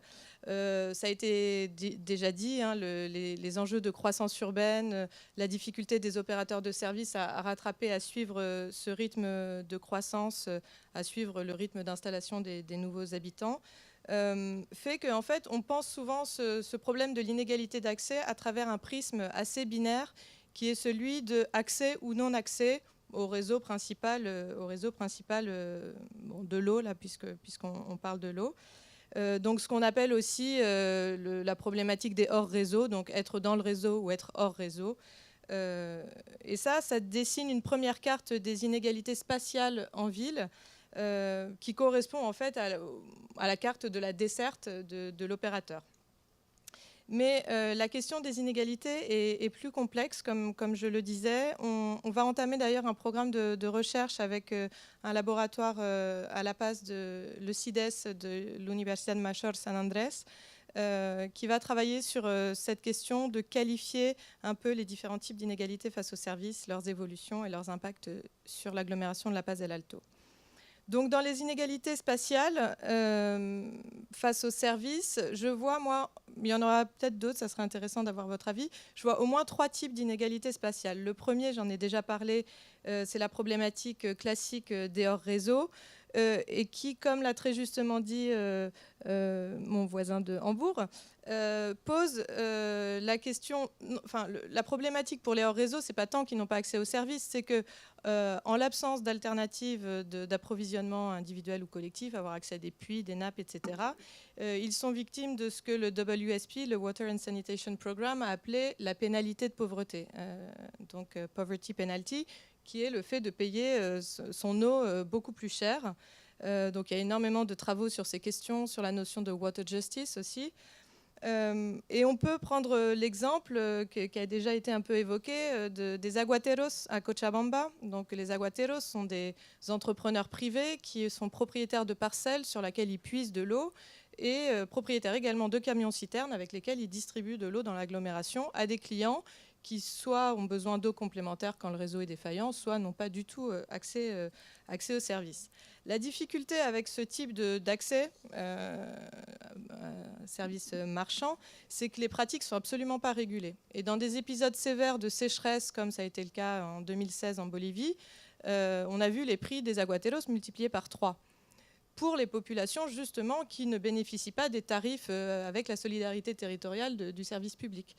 Donc, premier problème, les hors-réseau. Et face à ce type de difficultés, les réponses des opérateurs ou des autorités sont de nature diverse. Alors, je ne vais pas du tout entrer dans les détails, mais bon, il y a beaucoup de programmes qui existent, avec un curseur qui va d'un côté à une inclusion des quartiers dans le service traditionnel, avec parfois des aménagements spécifiques en termes de gestion ou de tarifs pour certaines zones, jusqu'à des solutions beaucoup plus décentralisées qui sont en général portées par des ONG, où là, on voit déjà se dessiner parfois des différences de services. On a aussi des dispositifs d'incitation que les bailleurs, il y a une quinzaine ou vingtaine d'années, avaient commencé à mettre en place pour accompagner les opérateurs pour desservir les quartiers les plus pauvres. Je pense par exemple à l'OBA, l'Output-Based Aid, qui pose aussi beaucoup de questions et de débats, mais le principe c'était que les bailleurs aidaient, financer les opérateurs, débloquer les subventions une fois qu'ils avaient la preuve que les quartiers étaient connectés, par exemple. Donc on a déjà des dispositifs et des programmes qui existent. Le second type d'inégalité spatiale que je voyais, donc c'est plus tellement en termes de réseau hors réseau, c'est plutôt en termes de grands systèmes, petits systèmes. Donc là, dans ce cas-là, on parle de populations qui n'ont pas accès au réseau, mais qui sont localisées dans la ville, dans des endroits où des approvisionnements alternatifs sont pensables, sont possibles, parce qu'on a une accessibilité de ressources à proximité. Deux types de territoires, les marges urbaines, la frontière urbaine-rurale dont on parle beaucoup. Ça concerne par exemple pour la ville de La Paz toute la zone sud, Ampaturi, où là on voit des fortes transformations sociales et urbaines à l'œuvre. On voit des communautés qui s'étaient organisées pour, à travers des comités de l'eau ou des petites coopératives, organiser leurs propres services. Ils n'ont pas encore accès au réseau, mais le réseau va arriver et donc se pose cette question de... participer à un petit service à l'échelle de la communauté ou intégrer le grand service. Je pense... Pardon, donc ça va impliquer une temporalité, une évolution, une transition dans les années à venir. Je pense aussi à d'autres territoires qui ont des spécificités liées à leur topographie ou je ne sais quoi. Par exemple, à La Paz, le quartier de Cotauma, le long des laderas, vous savez sûrement que La Paz, c'est la capitale la plus haute du monde. Donc non seulement elle est à 3200 mètres d'altitude, jusqu'à 4000 mètres, mais en plus, elle a un très fort... comment ça s'appelle un très fort dénivelé, de quasiment 1 kilomètre. Et donc, des populations dans les années 50-60 se sont installées à flanc de colline, dans des zones qui étaient jugées non constructibles. N'empêche que ces gens sont là, ces quartiers se développent, ils se sont densifiés. Et il se trouve que cette zone de Cotauma a accès à des ressources de l'eau qui ruisselle à flanc de colline. La Paz a 360 rivières souterraines. Donc il y a énormément de ressources en eau douce disponibles sous la ville. Et donc ils se sont organisés en petits comités ou coopératives dans certains cas. Ce qui a été également extrêmement documenté par la recherche. Il y a beaucoup de travaux sur ces questions. Donc là, la question qui se pose, les solutions, les enjeux, ce n'est pas tant en termes de connexion de ces quartiers, c'est plutôt la question de l'articulation entre grands systèmes, petits systèmes, les éventuelles complémentarités. Et des épisodes, ça va être mon troisième point sur les inégalités spatiales, des épisodes comme des crises majeures d'approvisionnement et de rupture du système principal remettent un peu sur le devant de la scène ces petits systèmes qui étaient un peu, qui sont des systèmes basiques, qui fonctionnent par gravité. Donc on les jugeait pas forcément très performants, n'empêche qu'ils remplissent une fonction sociale à des coûts abordables, et ce qui correspond aux demandes des populations. Et ce qui implique quand même un travail communautaire, parce qu'il faut bien que les populations nettoient les réseaux. Donc ça implique tous les dimanches d'être présent pour s'occuper du réseau d'eau. Donc ça coûte moins cher, mais ça coûte autrement. Troisième catégorie d'inégalité spatiale que je vois, c'est en fait... là, on est dans le cas de populations qui sont desservies par le réseau, mais qui font face à une certaine injustice en matière de fragilité du grand système. Donc l'épisode de la crise d'approvisionnement à La Paz en 2016 a mis ça un peu au grand jour. Donc c'était plusieurs facteurs combinés. On a à la fois un épisode de sécheresse, on parle beaucoup du changement climatique, la fonte des glaciers, les réservoirs étaient vides, mais il y a eu aussi évidemment beaucoup de problèmes de gestion, d'anticipation et de communication entre institutions, donc des problèmes de gouvernance majeurs qui ont aussi mené à cette crise. Et là, ça a dessiné une carte assez différente des inégalités en ville parce que c'est toute la zone sud récemment urbanisée, donc les classes moyennes et supérieures, qui ont été privées d'eau pendant plusieurs semaines. Les solutions pour essayer de faire face à ce type d'inégalité. Donc là, c'est d'une toute autre nature. Je pense notamment aux travaux de recherche qui sont menés sur les risques et les vulnérabilités, la résilience urbaine. Donc évidemment en sciences de la Terre, mais aussi en sciences sociales. Récemment en Bolivie, Pascal Metzger, Jérémy Robert, toute une série de chercheurs ont présenté leurs travaux sur Quito, sur Lima, où ils font un effort de cartographie des dispositifs de services essentiels dans la ville, et ils essayent de voir un peu quels sont les points, les chaînons de fragilité. Et ça, ce sont des outils très utiles pour les décideurs, pour connaître leur ville et essayer de prévenir ces épisodes. Donc là, on a parlé des inégalités spatiales. On a aussi des inégalités d'une autre nature qui sont les inégalités verticales, donc liées aux revenus. Donc là, c'est plutôt lié à la capacité de paiement. On est à l'échelle du ménage cette fois, pour payer le raccordement ou pour payer la facture. En général, et ça, c'est pas propre à l'Amérique latine, les solutions qui sont souvent mises en avant, qui sont jugées plus efficaces, c'est celles qui permettent de subventionner le raccordement pour que les gens aient accès. Et en ce qui concerne la facture, la solidarité, elle s'organise plutôt, et ça c'est une discussion, il faut de la fluidité entre l'opérateur et les autorités, ce qui n'est pas toujours évident, autour de la structure tarifaire, de la répartition, avec par exemple une répartition par bloc croissant. On va avoir une première tranche de consommation qui est soit moins chère, soit gratuite dans certains cas. On a beaucoup de débats contradictoires sur cette question. Dans certaines villes, je crois que c'est le cas à Bogota, je ne suis pas spécialiste, mais on a plutôt pensé ensemble l'inégalité spatiale et sociale, et la ville est divisée. Et donc les tarifs sont liés non pas au niveau de consommation des ménages, mais à l'endroit où ils habitent dans la ville. On a aussi des solutions du type, alors là, qui font vraiment débat, du type prépaiement. Il y a certains dispositifs pilotes qui ont été testés dans le secteur électrique en Argentine, par exemple, donc ça n'a pas été généralisé. Où là, l'argument, c'était d'aider les populations pauvres à mieux gérer le paiement de leurs factures parce qu'elles n'ont pas une capacité d'épargne très importante. Bon, on voit aussi que c'était une solution très confortable pour les opérateurs pour assurer leurs revenus, ce qui est important également. Il y a aussi des solutions combinées qui ont essayé à la fois de régler la question des inégalités spatiales et verticales en faisant des programmes de desserte des quartiers défavorisés où à la fois on va raccorder des quartiers isolés et en même temps à des conditions tarifaires avec des subventions au raccordement, etc. Donc, parfois on peut combiner aussi ces outils. Un autre type d'inégalité, je vais arrêter là, mais après, j'espère qu'avec notre projet en Bolivie, notre projet de recherche, on va pouvoir en identifier aussi d'autres. Un autre type d'inégalité qui est très très important, c'est celui de l'inscription des populations dans des réseaux sociopolitiques. Certaines formes d'urbanisation, je pense par exemple à la ville de El Alto en Bolivie, avec une urbanisation très rapide et extrêmement liée à l'appartenance politique et sociale des habitants, et les gens s'installent autour de ces réseaux sociopolitiques. Au dire de l'opérateur public de l'eau, avec qui on a eu un échange récemment sur ce sujet, il avouait de manière extrêmement ouverte que leur réponse opérationnelle, la performance de leur réponse était différente d'un district à l'autre dans la ville, ce qui pose quand même question, parce qu'on connaît la force de mobilisation de certains quartiers, et que du coup, on leur donne une priorité. Ce type de conclusion, on le retrouve aussi dans une étude qu'on a récemment demandé à un sociologue qui s'appelle Claude Le Gouil. L'étude est disponible là-bas sur la crise de l'eau. Dans la réponse, dans la gestion de la crise de l'eau à La Paz, les réseaux sociopolitiques ont joué un rôle énorme dans les priorités qui ont été données à certains quartiers pour avoir l'approvisionnement. Donc voilà, petit point rapide sur la très grande diversité des inégalités d'accès aux services. Et il faut garder ça à l'esprit, on n'est pas uniquement dans une question technique binaire. Ensuite, je voudrais rebondir, parce que ça a été aussi mentionné. Mon deuxième point, c'était sur le lien entre politique de service et formes urbaines. Donc, dans un premier temps, l'effet des formes urbaines sur les politiques.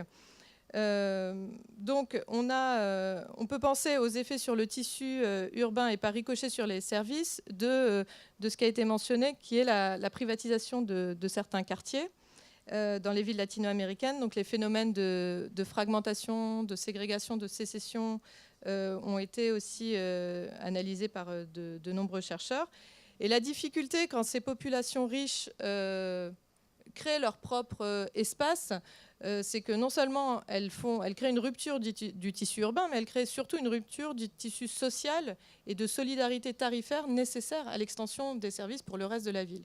Donc les meilleurs contributeurs, entre guillemets, ceux qui sont le plus à même de contribuer au service public, s'isolent et, et en plus créent de la rupture dans l'espace urbain. Au contraire, avec l'exemple des bidonvilles, par exemple, on a des cas d'agglomération, je pense à Buenos Aires, où on a une espèce de continuité urbaine, même si on a des bidonvilles qui sont présents, mais où on a une discontinuité du territoire de service. Donc on a un réseau d'eau qui s'étend sur quasiment l'ensemble de la ville, sauf sur certaines poches de quartiers. Il est quand même plus facile, je ne parle pas de rupture du tissu urbain, parce qu'il est quand même plus facile d'entrer dans un bidonville que dans un quartier privé. Enfin, je ne sais pas si vous avez fait l'expérience, mais personne ne vous demande vos papiers quand vous entrez dans un bidonville, quoi. Donc, en tout cas, en termes de continuité urbaine, il n'y a pas de contrôle a priori sur l'entrée dans les quartiers. Et ça pose d'autres questions. C'est que quand on a continuité du tissu urbain mais discontinuité du tissu de service, ça crée nécessairement des convoitises, des logiques de piquage, de blocage des travaux. Enfin, c'est assez évident. Et donc, certains opérateurs ont quand même compris l'enjeu de rattraper ce tissu du service et de connecter les quartiers. Alors pour diverses raisons, pour des questions d'image de l'opérateur, pour des questions économiques, pour les questions de risque sanitaire, évidemment. Et deuxième point, donc, je terminerai avec ça. Dans l'autre sens, l'effet des politiques de service sur les formes urbaines, on ne va pas ouvrir le débat sur la privatisation des services. Il y a eu beaucoup de travaux là-dessus. Je voulais simplement rappeler qu'il y a eu un débat scientifique très intéressant qui a été initié dans les années 2000 par deux chercheurs anglais qui s'appellent Graham et Marvin, qui ont écrit un ouvrage qui s'appelle Splintering Urbanism, donc fragmentation urbaine par les réseaux. Leur thèse était de dire que la libéralisation des services avait mené à la fragmentation urbaine. Et puis il y a eu en réponse à ces travaux beaucoup de terrains de recherche dans plein de pays, donc en Amérique latine notamment, pour interroger un peu ça. Donc les résultats sont évidemment plus nuancés. On ne peut pas déjà attribuer la fragmentation urbaine uniquement aux politiques de libéralisation des services. Et dans certains cas, la libéralisation des services a parfois mené à des effets un peu contre-intuitifs de rattrapage. Donc en tout cas, un débat intéressant scientifique qui existe, mais qui est directement aussi en lien avec les autorités, donc qui permet de reboucler sur des résultats importants. On a parlé de la remunicipalisation tout à l'heure des services, mais à certaines conditions. Ce vieux débat public-privé sur la gestion des services a fait long feu, mais en même temps, il n'exclut pas le rôle et la difficulté que pose la politisation quand même, qu'on soit dans un schéma purement public, voire dans un schéma de délégation de services au privé, la politisation pose question et vient interférer dans la bonne gestion des services à différentes échelles. Voilà, merci beaucoup parce que vous avez vraiment bien pointé justement ces différentes formes d'inégalité, la question de la discontinuité du territoire et puis bien sûr, comme tous, cette question politique qui est vraiment un point essentiel. Alors on a parlé de beaucoup de services urbains très différents les uns des autres. Et puis finalement, il y en a un qu'on n'a pas abordé beaucoup, qui est celui du transport et de la mobilité. Donc je voudrais inviter Charlotte Rich, qui est directrice des financements de projets à la POMA, qui est l'entreprise leader du transport par câble en Amérique latine, pour qu'elle vienne en un instant bref, puisque le temps passe, mais néanmoins pouvoir nous montrer justement cet enjeu de ce transport, de cette solution proposée en termes de mobilité durable, émergente, de plus en plus populaire dans les villes d'Amérique latine. Merci beaucoup. Et donc, je suis très heureuse de vous présenter en fait les toutes premières photos de la première télécabine urbaine dans les Caraïbes, donc, qui a été inaugurée la semaine dernière à Saint-Domingue.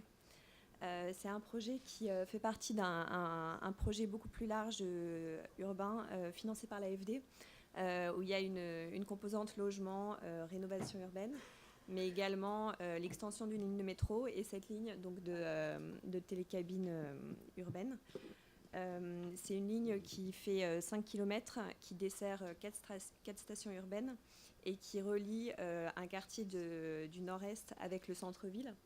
Et qui, je vais mettre en plein écran, ce sera encore mieux, et qui donc aussi franchit 2 fois le fleuve Ozama, qui est dans une zone de la ville où il y a des problèmes d'inondation. Donc ça répond également à des problématiques de résilience.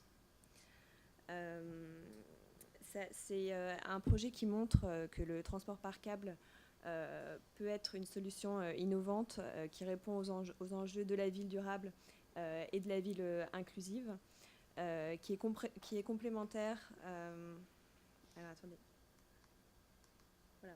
Qui est complémentaire à des solutions classiques de transport, qui est particulièrement adapté au franchissement d'obstacles, que ce soit des obstacles naturels ou urbains, des quartiers informels dans lesquels la circulation est difficile. Qui est en fait un mode de transport aussi adapté dans des situations où la ville est très dense, où il y a de la construction informelle, parce qu'il permet de franchir des quartiers, mais aussi il est très facile à insérer dans cette construction dense.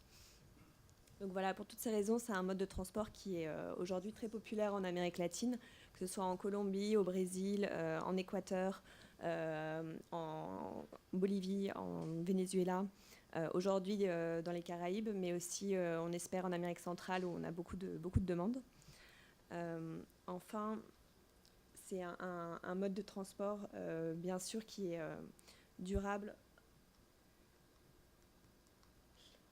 Voilà, dans le sens où il est non émetteur de CO2. Il fonctionne à l'électricité, donc il est relié au réseau électrique avec un seul moteur pour toute une ligne. Un seul moteur électrique. Et c'est un mode de transport inclusif dans le sens où il y a un fort impact social qui a été démontré à de nombreuses reprises. Le temps économisé, le temps perdu dans les transports, c'est un coût en productivité, mais c'est également un coût social. C'est améliorer la mobilité, ça permet d'augmenter l'accès à l'emploi, mais aussi à l'éducation, à la santé et à la culture. Donc voilà, juste, ça c'était l'exemple de Saint-Domingue. L'exemple emblématique en Amérique latine, c'est bien sûr l'exemple de Medellín, qui a été la première ville qui a eu l'idée d'insérer du transport par câble et de le relier à son réseau de métro. Et donc je voulais juste vous montrer une très très courte vidéo de moins d'1 minute. Alors, je ne sais pas où est la vidéo par contre.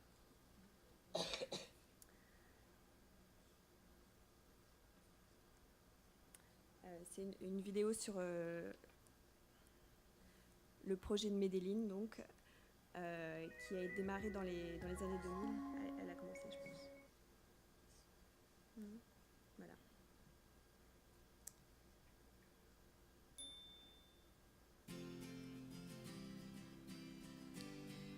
Voilà, donc juste pour illustrer, parce que c'est vrai qu'on n'est pas forcément familier en Europe avec ce mode de transport. Aujourd'hui, à Medellín, il y a c'est également un projet dont il y a 2 lignes qui ont été financées par l'AFD. Aujourd'hui, c'est un mode de transport qui transporte 100 000 personnes par jour et qui relie, là on le voit bien, des quartiers informels qui sont construits sur les collines de Medellín, au métro qui est au centre, le fond de vallée de Medellín qui va du nord au sud. Et aujourd'hui, c'est un mode de transport qui est utilisé par des touristes qui vont dans des quartiers en fait, qui étaient très défavorisés. C'est des quartiers dans lesquels, quand on a dû construire la première ligne, les ouvriers devaient avoir des gilets pare-balles parce qu'il y a des gros problèmes de violence liés au trafic de drogue. Donc aujourd'hui, ces quartiers ont totalement changé, en partie grâce à ce mode de transport. Voilà, si vous avez des questions sur le métro-câble et si vous voulez recevoir les vidéos, les photos, n'hésitez pas. Merci beaucoup pour cette intervention et cette présentation d'un projet en effet très innovant. Et justement, puisque vous sollicitiez un peu les questions, je crois qu'on peut prendre quelques minutes, quelques instants pour les questions que vous auriez les uns ou les autres à poser. Donc la parole est à vous.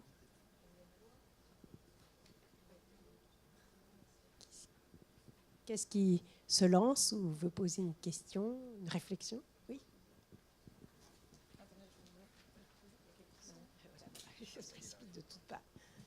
Oui, bonjour. En fait, je voudrais te poser une question aux pénalistes qui sont là à propos de ce que João Whittaker a posé dès le départ, qui était de dire aujourd'hui, la ville, c'est une question politique. Bon. Et je voudrais savoir comment vous réagissez à son propos pour comprendre un petit peu comment vous travaillez ça. Mais je constate aussi qu'il y a un accord général sur le fait que la ville est inégalitaire. Donc je voudrais savoir, de votre point de vue, comment est-ce qu'on fait, comment est-ce qu'on travaille pour faire en sorte que cette inégalité soit comprise de l'ensemble du corps social, de la population, pour le dépasser. Et enfin, à propos des services de base, vos discussions m'ont fait me poser une question. Mais pourquoi est-ce qu'on ne ferait pas en sorte que ce qu'on considère comme étant des services de base deviennent constitutifs d'une société et donc qu'on les constitutionnalise pour qu'on ait pu en débattre pour savoir s'il faut faire comme ça ou comme ça. Donc voilà, je voulais vous poser ces questions. Alors merci parce que c'est une grande question. Donc tu n'es pas qui est censé pour répondre. Oui, allez-y Sarah. Alors j'ai vu que vous réagissiez quand j'ai parlé de politisation. Donc je pense qu'il y a deux choses. Il y a d'une part la vision politique et le projet politique et le courage qu'il faut avoir pour mettre en place ce qui a été évoqué par João tout à l'heure. Et il y a la question de la conflictualité politique partisane qui vient parfois interférer sur des questions techniques et rendre totalement inefficaces des politiques de gestion.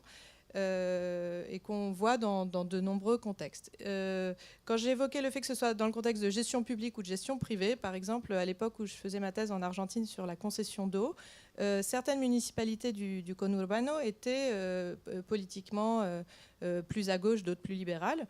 Et on voyait qu'il n'y avait pas du tout la même adhésion au projet que proposait l'opérateur privé de travailler dans les bidonvilles. Vraiment. Bon, sur des considérations idéologiques. Et voilà. Donc c'est un premier point. Je pourrais développer voilà, sur la question politique. Pour moi, effectivement, la ville est éminemment politique, c'est-à-dire qu'elle nécessite de la décision politique et de la décision par rapport à la gestion de contradictions.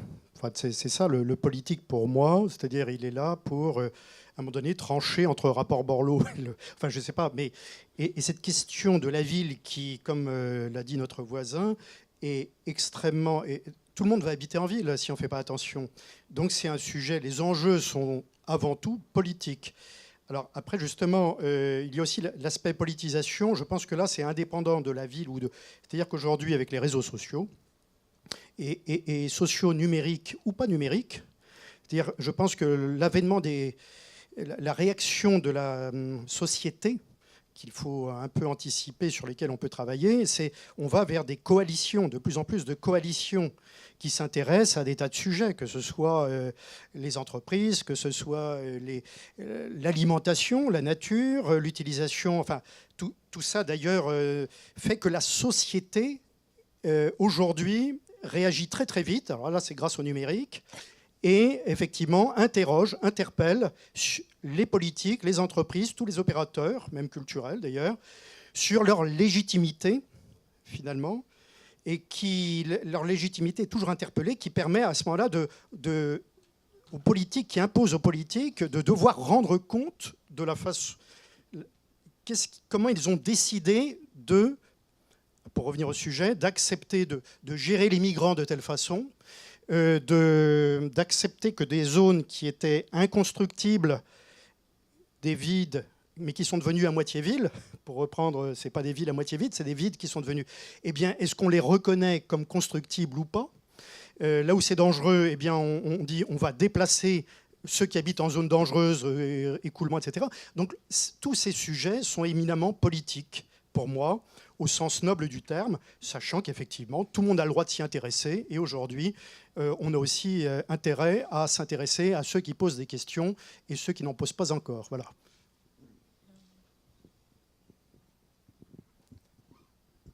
Bueno, si he entendido bien, había dos preguntas. Uno, si no se debe constitucionalizar el concepto de servicios públicos. Bueno, como intenté explicar en Alemania, servicios públicos es un concepto de la Constitución que también lo recoge el Tratado de la Unión Europea, el Tratado de Lisboa, si no me equivoco, solamente que no define la manera como tiene que prestarse el servicio público, porque eso en el caso de Alemania es un tema de la autonomía de los municipios. Entonces los municipios pueden decidir si dan en concesión al sector privado, si hacen empresa pública, si hacen una gestión a través de la administración municipal.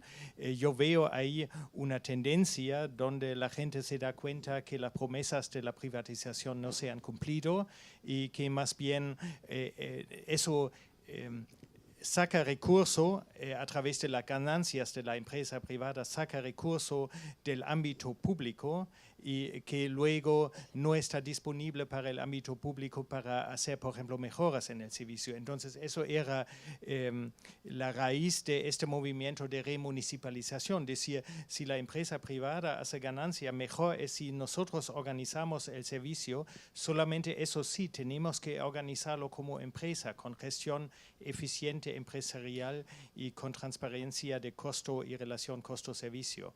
Entonces, yo no veo ahí en nuestro caso la necesidad de constitucionalizarlo más, pero obviamente las tendencias políticas también de nuevo pueden cambiar cuando hay de nuevo escasez o endeudamiento del presupuesto público y algunos políticos prometen vendemos eso y luego tenemos 10 años pan para mayo y no nos importa si el servicio público ahora está en manos privadas. La otra pregunta, ¿cómo pueden incidir los gobiernos locales, los municipios, en la distribución tan desigual de los recursos? Obviamente hay las posibilidades de intervención son bien limitadas, pero yo creo que justamente por un lado en una buena prestación de un servicio para todos que beneficia más a los que dependen más de él, entonces más las clases un poco menos pudientes, porque las clases pudientes pueden organizar su vida sin el servicio público, entonces ahí la calidad del servicio y la confiabilidad del servicio para el tema de inclusión y para la lucha contra la desigualdad es un tema fundamental. Un otro donde yo creo que los gobiernos locales tienen una alta responsabilidad es defender el espacio territorial público contra la intervención del sector privado. Entonces, ver cómo se hace con los predios, con los lotes urbanos, qué política se hace. Se da para la empresa privada, para el sector inmobiliario, para construir vivienda y luego la construcción de esta vivienda en las zonas céntricas incluso va a contribuir a la gentrificación y al aumento de los alquileres. O bien se dice, necesitamos más espacio público, por ejemplo, la conversión de áreas de avenidas grandes que ahora son dedicadas, como nos explicó Alejandro, al transporte privado y no a la vida pública, recuperarlos realmente para la vida pública. Eso yo creo que sí son posibilidades y responsabilidades de los gobiernos locales para trabajar en contra de la segregación social y de la desigualdad social. Moi, je vais juste faire une petite observation de toutes ces questions, d'une chose que c'est peut-être un peu osé de le dire en étant à l'AFD, mais ça peut être intéressant. Comme dit Alejandro, il y a des choses qui doivent être dites face à face.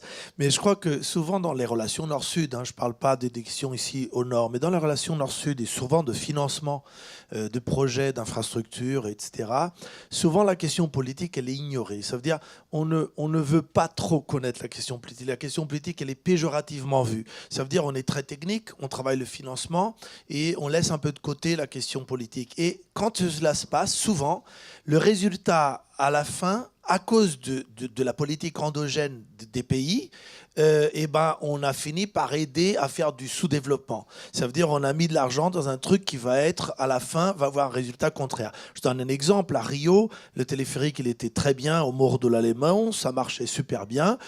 C'était vraiment un truc que moi, j'étais tout à fait d'accord avec ça, mais c'était Lula qui l'a fait, et maintenant, il est pratiquement à l'abandon. Combien a été mis d'argent?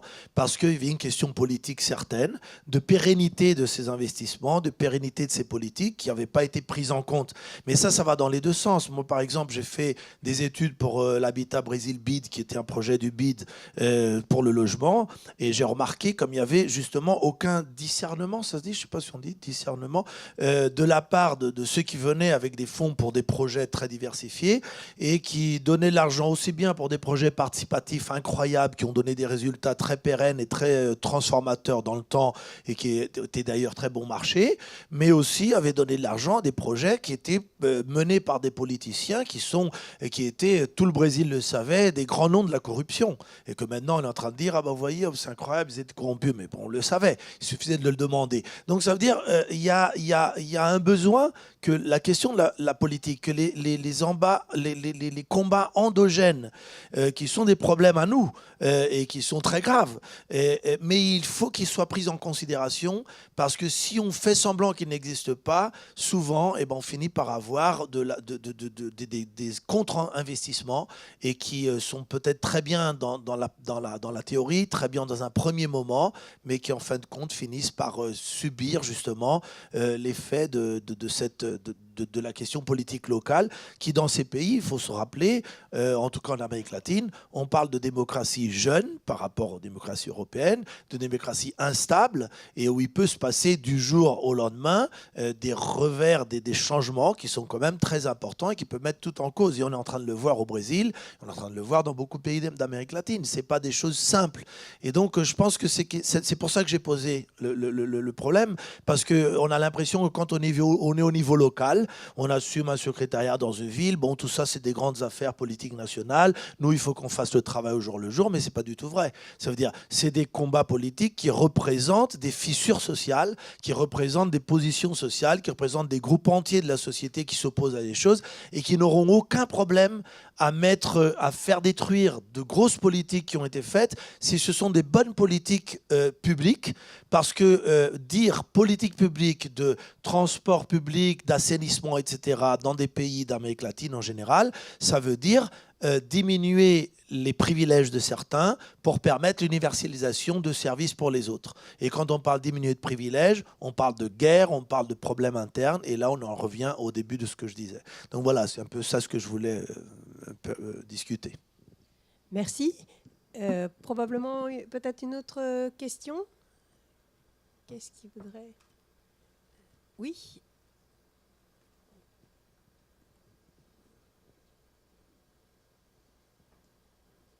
Oui, bonjour. Donc, on n'aura pas beaucoup de temps apparemment pour la réponse. Mais posez toujours la question. Ouais. C'est vrai que là, pendant un jour et demi, donc, on va parler de ville. Mais moi, en vous écoutant, je pensais aussi à sa contrepartie, donc la ruralité.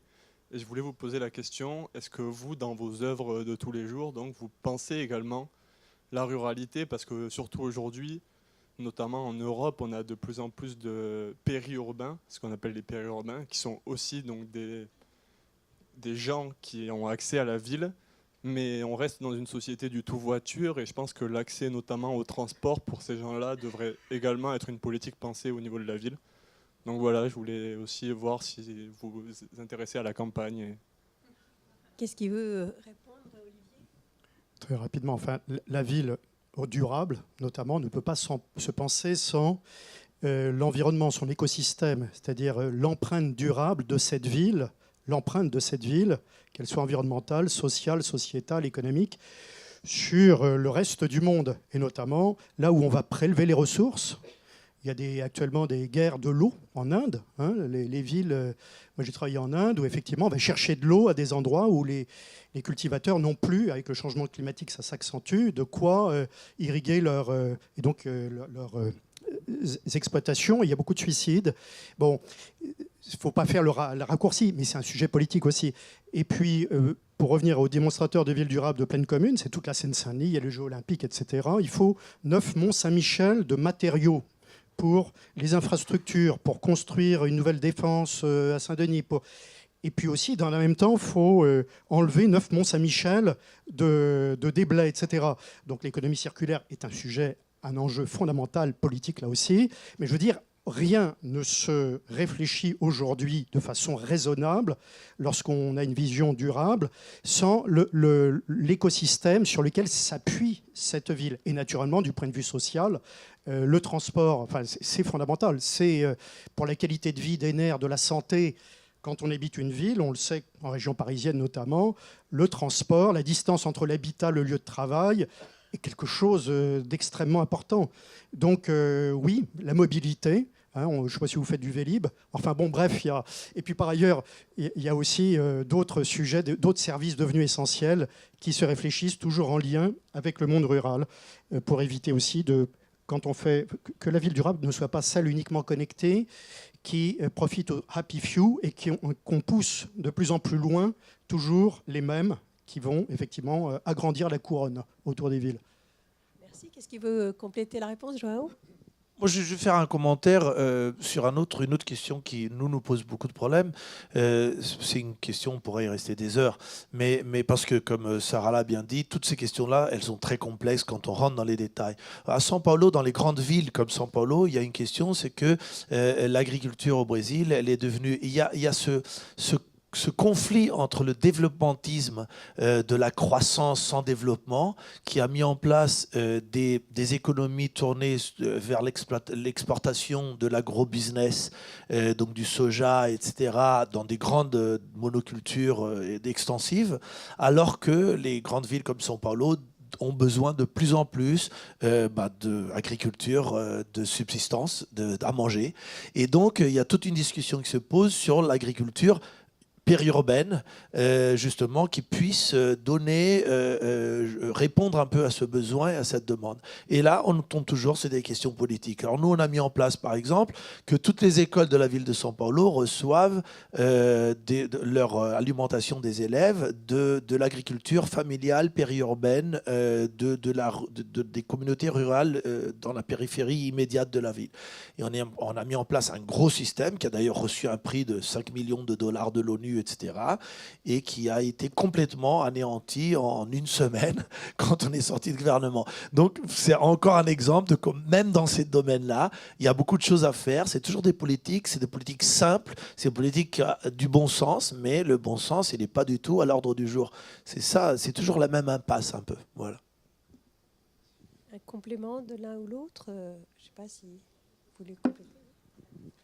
Bueno, una cosa me llama la atención que es muy difícil contestar por los gobiernos locales, pero eso sí, cuando hablamos, por ejemplo, del déficit de vivienda en los países donde se tiene esos procesos de urbanización, y lo vemos en Alemania también, aunque desde un nivel ya histórico bastante desarrollado, hay gente que va a los polos de desarrollo, que se instala en los polos de desarrollo y ahí se ve una enorme escasez, un problema de escasez de vivienda con todas las consecuencias que hemos abarcado antes, pero dejan zonas que quedan en abandono, zonas más rurales, pequeños lugares donde había infraestructura, había vivienda que queda completamente desvalorizada. Se ve esto también en el mercado inmobiliario, ¿no? Que en Hamburgo ya nadie, en París probablemente peor, nadie puede darse el lujo de comprar un departamento. En zonas rurales los predios, las viviendas han perdido valor y obviamente eso contribuye a la acentuación de conflictividad en todos los sentidos, una conflictividad ambiental. Por ejemplo, cuando la gente ya no vive en el campo, la agroindustria puede hacer lo que le da la gana y la fuente más importante de contaminación ambiental ahora en muchos de los casos es la agricultura industrial. Y eso es mucho más fácil si hay poca gente que vive en el campo y ve todos los destrozos que origina eso. Ahí yo creo que las ciudades que entre sí compiten, Hamburgo compite con Frankfurt, con Múnich, con Berlín o con Rotterdam, si hablamos de actividad portuaria, o con Amberes, sobre quién atrae más inversión, más gente, más riqueza, con todos los problemas que ocasiona esto.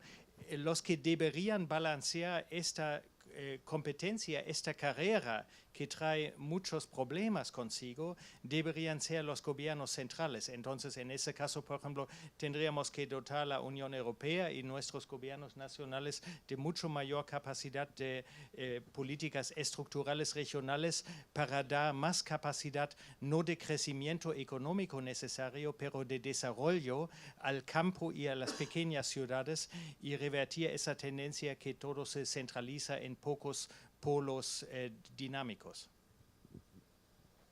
Merci beaucoup. Je crois que nous sommes arrivés à la fin de cette matinée. Certaines questions que les uns et les autres se posent encore seront certainement encore et encore retravaillées. Mais merci beaucoup à tous les quatre pour avoir contribué vraiment de manière extrêmement riche et extrêmement précise à ce sujet sur l'accès aux biens et aux services, qui est quand même un des points clés de cette question urbaine de ville inclusive et de ville durable. Le fait d'avoir mis le politique au cœur du jeu n'est pas pour me déplaire pour moi, puisque nous, on essaie de former à ça, donc je pense que c'est un point en effet important. En tout cas, merci beaucoup à vous quatre et merci à tous. Et donc, je pense qu'il y a une petite annonce pour expliquer la suite.